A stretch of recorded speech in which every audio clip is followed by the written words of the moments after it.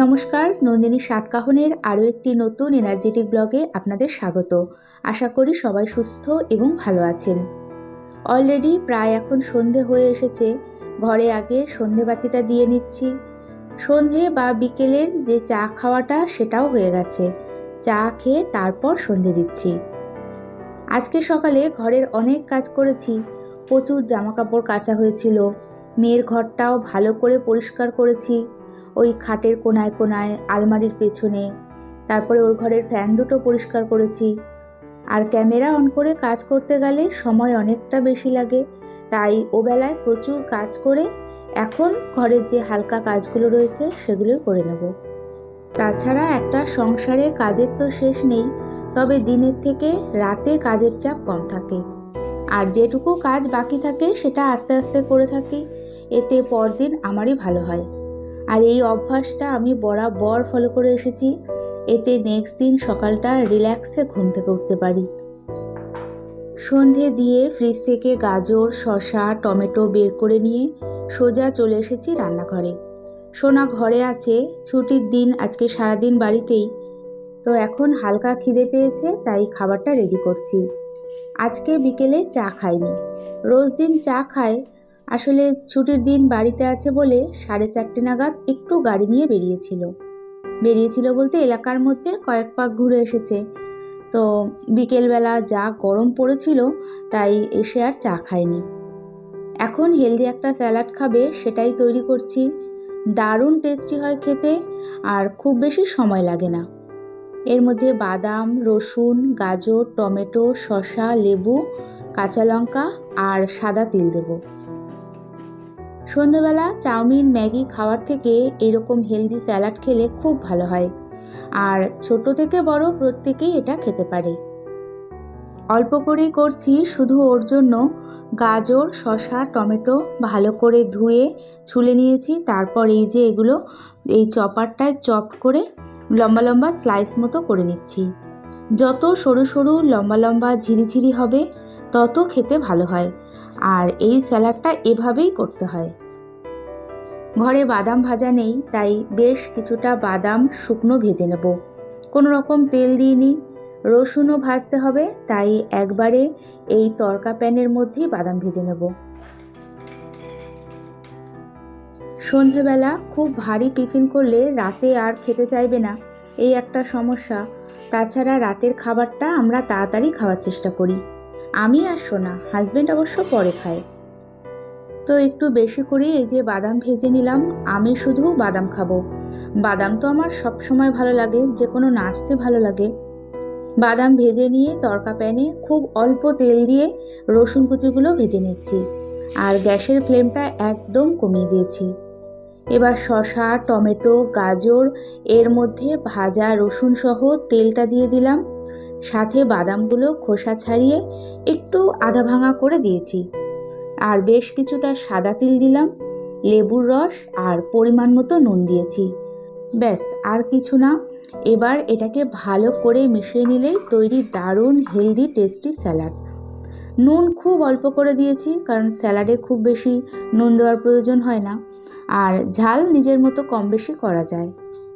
এগুলো ছাড়াও স্যালাডে যে সমস্ত সবজিগুলো অ্যাড করে সেগুলো দিয়েও করা যায়, তবে আমার কাছে শসা, গাজর, টমেটোই ছিল, এটা দিয়েই করে দিলাম।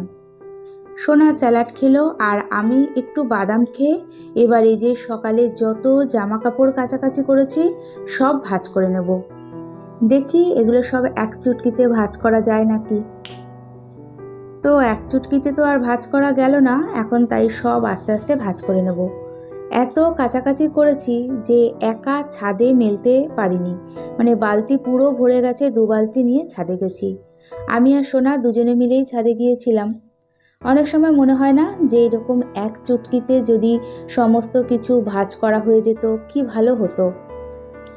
যাই হোক, এক চুটকিতে তো আর ভাঁজ হলো না, বাধ্য হয়ে এখন ভাঁজ করতে হচ্ছে।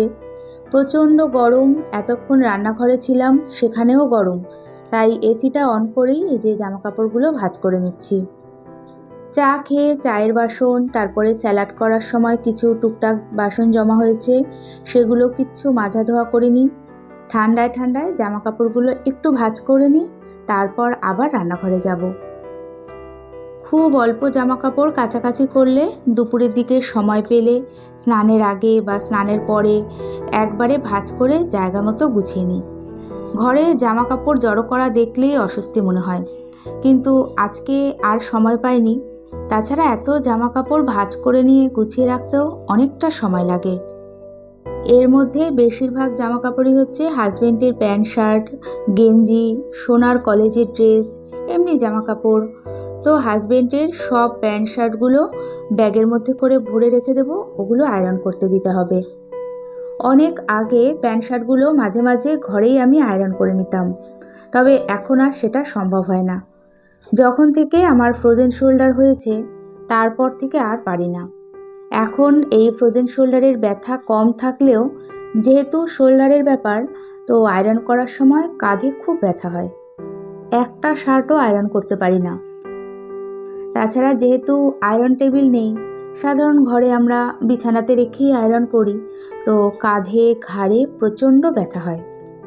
যাই হোক, অনেক কষ্ট সহ্য করেছি, প্রতিদিন এক্সারসাইজ করেছি, টানা প্রায় 2 বছর ফিজিওথেরাপির পর একটু ভালো আছি। তাই এখন আর এই আয়রন করার চেষ্টাও করি না। এখনও ব্যথা হয়, এই যে এতক্ষণ ঘাড় নিচু করে ভাঁজ করছি এতেও হালকা ব্যথা হয়, তবে আয়রন করার সময় প্রেশার বেশি দিতে হয় বলে ওটাতে খুব বেশি ব্যথা হয়। আর সে যে কি অসহ্য ব্যথা, তার ফিলিংসটাই অন্যরকম। যার না হবে সে কোনোভাবেই বুঝতে পারবে না। ঠাকুরের কাছে প্রার্থনা করি যেন কারও এরকম না হয়। মেন বিষয় হলো যে এই রোগের কোনো ওষুধ নেই, আর যেই রোগের ওষুধ নেই সেই রোগ সারতেও খুব দেরি হয়। যাই হোক, জামা কাপড়গুলো ভাঁজ করে এখন আবারও রান্নাঘরে চলে এসেছি। এখন বেশ কিছুটা জিরে, জোয়ান, মৌরি আর মেথি হালকা গরম করে নেব। আগে সকালের দিকে জিরে, জোয়ান, মৌরি ভেজানো জল ফুটিয়ে যে ডিটক্স ওয়াটারটা হতো সেটা এমটি স্টমাকে খেয়ে নিতাম। তবে রোজ রাতে ভেজাতে মনে থাকে না, আবার কখনো ইচ্ছে করে না। সব মিলিয়ে সকালে এখন আর ডিটক্স ওয়াটারটা অনেক দিনই খাওয়া হচ্ছে না। তো ওভারনাইট ভিজিয়ে রাখার বদলে এইরকম এখন গুঁড়ো করে নিচ্ছি। সকালে গরম জলে হাফ চামচ মিশিয়ে 5 মিনিট ঢেকে রেখে খেয়ে নিতে পারবো, আর এটা হজমে খুব ভালো। তাছাড়া এর মধ্যে মৌরি দেওয়া আছে, মৌরি পেট ঠান্ডা রাখে। আসলে কয়েক বছর আগে সোনাই এটা খেত, তো ওর সাথে সাথে আমারও অভ্যাস হয়ে গেছে। আর যে কোনো ভালো অভ্যাস সবসময়ের জন্য ভালো। আজকাল খাবারে ভেজাল, সারাদিন নানান রকম খাওয়া দাওয়া হয়, এর জন্য সকালটা একটু হেলদিভাবে শুরু করা আমাদের প্রত্যেকের প্রয়োজন। আমরা হাউসওয়াইফ বলে নিজেদেরকে আমরা যদি অবহেলা করতে থাকি তাহলে আমাদেরই ক্ষতি। সংসারে সবার পাশাপাশি নিজের পছন্দের খেয়াল রাখাটাও আমাদের নিজেদেরই দায়িত্ব। এদিকে এই যে বোন এসেছে সোনার সাথে একটু গল্প করুক, ততক্ষণে আমি এই বাসনগুলো সব এক চুটকিতে মেজে নিই। এই যে এক চুটকিতে সমস্ত বাসন মেজে ধুয়ে নিলাম। বোন গতকাল বাড়িতে গেছিল, তো ফেরার সময় মা বোনের কাছে চিকেন কষা আর একটা সব মেশানো সবজি পাঠিয়ে দিয়েছে। তার সাথে মুখরোচকের চাল ভাজাটা খেতে আমি ভীষণ ভালোবাসি, তো বোন সেটাও নিয়ে এসেছে। ভাপা চিড়ে ভাজার মতো, ভাপা যে বাসমতি চাল ভাজা হয় সেটা।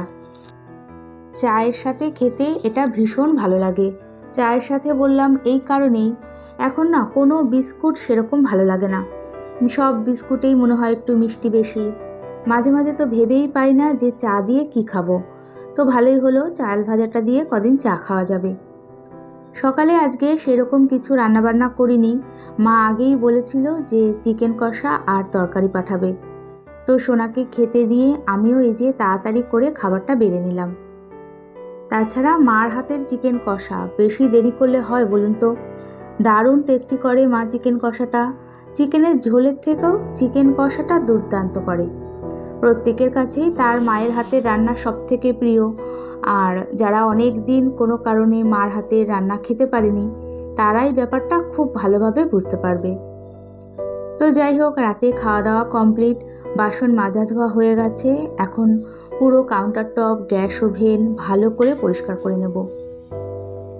যদিও রাতে আজকে সেরকম কিছুই তো রান্নাবান্না করলাম না, রান্না না করলেও প্রতিদিন এইভাবে পুরো রান্নাঘরটা পরিষ্কার করে নিই।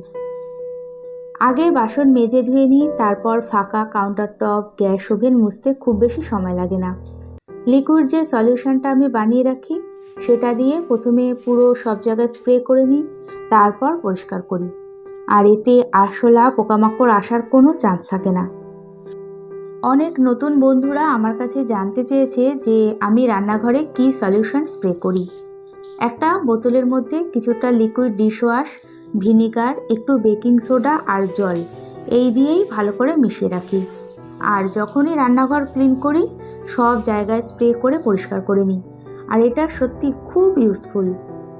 রান্নাঘরের বিভিন্ন কোণাতে চাইলেও স্প্রে করা যায়, কারণ আমাদের ঘরের সাথে সাথে রান্নাঘরটাও পরিষ্কার রাখা এবং হাইজিনিক রাখাটা ভীষণ প্রয়োজন। আর বিশেষ করে রাতের কিচেন পরিষ্কার রাখাটা বেশি দরকার, কারণ রাতেই পোকামাকড় আরশোলার উৎপাত হয়।